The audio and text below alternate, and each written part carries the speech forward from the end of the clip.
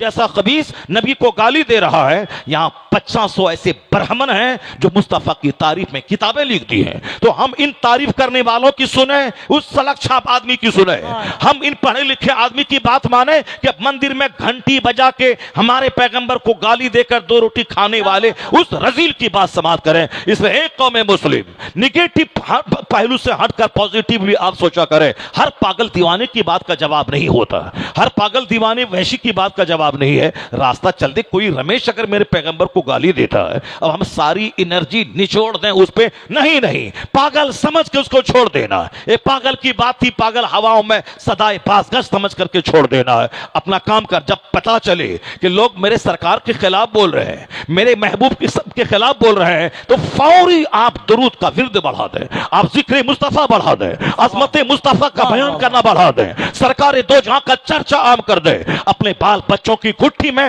مصطفیٰ کی محبت پلا دے، اپنی مسجدوں کی فصیل سے مصطفیٰ پہ درود و سلام کو بڑھا دے۔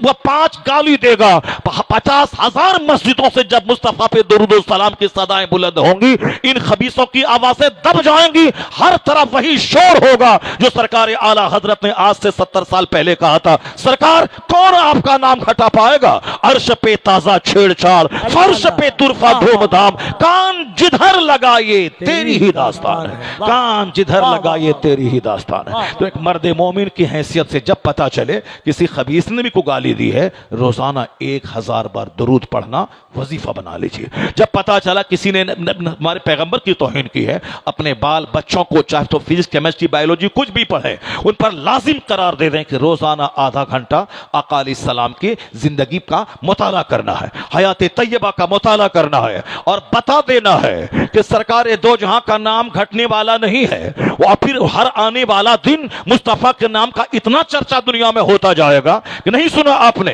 ایک خبیث مردود نے کہا تھا آقا علیہ السلام کے بیٹے کا انتقال ہو گیا، تو کچھ کفار و مشرکین نے کیا کہنا شروع کیا؟ اب ان کی آخری اولاد، ان کا بیٹا انتقال کر گیا، اب ان کا نام لینے والا کوئی نہیں رہ جائے گا۔ کیا کہا انہوں نے؟ ان کا نام لینے والا کوئی نہیں رہ جائے گا، جب تک یہ محمد عربی ہیں تب تک 2 4 10 50 ماننے والوں کی بھیڑ جمع ہے، لیکن اب چونکہ ہر باپ کے مشن کو لے کے آگے اولاد بڑھتی ہے، ان کے پاس بیٹا ہی نہیں رہا، تو اب ان کے مشن کو لے کے آگے کون بڑھے گا؟ کون ان کے مشن کو لے کے آگے بڑھے گا؟ کہا کہ یہ محمد عربی ابتر ہو گئے، یعنی ان کی نسل کٹ گئی، ان کا بیٹا مر گیا، اب کوئی ان کا چرچا کرنے والا نہیں رہے گا۔ کیا کہا؟ یہ ابتر ہو گئے، ان کی نسل کٹ گئی، ان کا بیٹا تھا جو بیٹا اپنے باپ کے مشن کو لے کے آگے بڑھتا، بیٹا ہی نہیں رہا، تو اب ان کا نام لینے والا کوئی نہیں رہ جائے گا۔ سرکار دو جہاں علیہ السلام کے کان تک جب یہ بات پہنچی تو آقا علیہ السلام مایوس ہو گئے،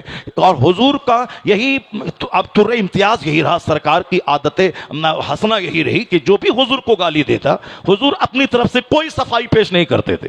سرکار دو جہاں کی جو بھی توہین کرتا تو آقا خود نہیں کہتے تھے، ہاں اللہ کی توہین اگر کوئی کرتا تھا تو سرکار دو جہاں کا تیور غضبناک ہو جاتا تھا، وہ اس کی بات کا جواب دیتے تھے۔ لیکن بس یہی بات یہاں بھی ہے، اللہ کی ذات پہ حملہ کوئی کرتا، سرکار دو جہاں کا حملہ خطرناک ہو جاتا، آپ کے بیان کا تیور غضبناک ہو جاتا۔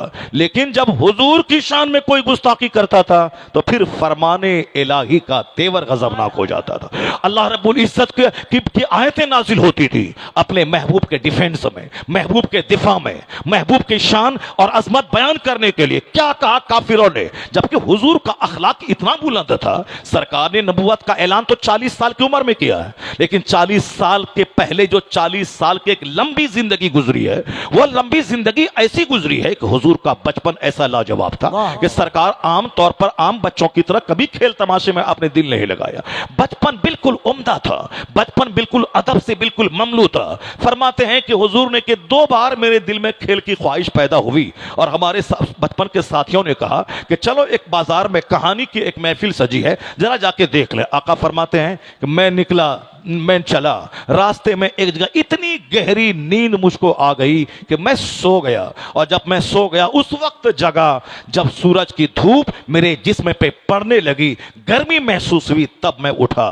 کیا مطلب؟ حضور اپنے بچپن کے ساتھیوں کے کہنے کے مطابق، بچپن میں آپ کی عمر 5 سال 6 سال 7 سال ہے، اس وقت میں آپ ایک بار گئے، مگر اللہ رب العزت نے گوارا نہیں کیا کہ میرا محبوب یہ دنیاوی محفلوں میں شریک ہو جو 40 سال کی عمر کے بعد نبوت کا اعلان کرنے والے ہیں، ان کا بچپن بھی کسی طرح کھیل تماشے سے بھرا ہو، اللہ کو گوارا نہیں ہوا، اسی لیے زبردست نیند مسلط کر دی، راستے ہی میں سو گئے۔ جب دھوپ نکلی، جب بدن کو گرمی لگی، اٹھے، پھر آپ چلے گئے، پھر ایک بار اور ایسا ہوا، اس بار بھی ایسا، اتنی زبردست نیند آئی کہ آپ سو گئے۔ پھر تیسری بار کبھی بھی آپ کے دل میں کسی محفل، دنیاوی محفل میں جانے کی خواہش نہیں پیدا ہوئی۔ ہمیشہ دوسروں کو ادب سے ملنا، دوسروں کو سامان دے دینا، اپنے چچا کی مدد کرنا، پڑوسیوں کے کام آ جانا، پڑوسیوں کے سودا سلف کو بازار سے خرید کے لا کے دے دینا۔